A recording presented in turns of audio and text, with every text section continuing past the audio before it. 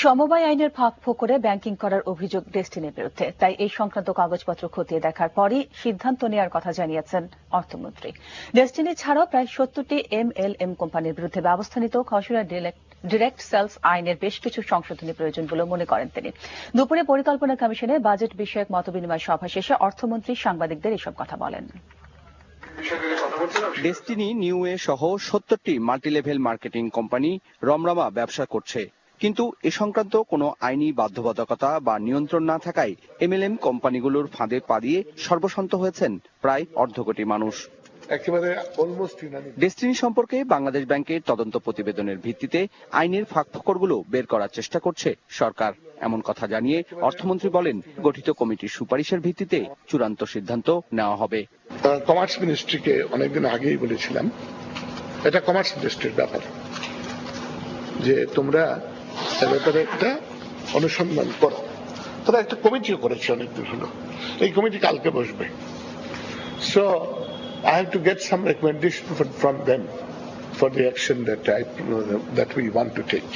তারা কি দেন তার উপর নির্ভর করে কাজ করতে হবে। But what I am saying, যে ব্যাপারটা বেশ জটিল।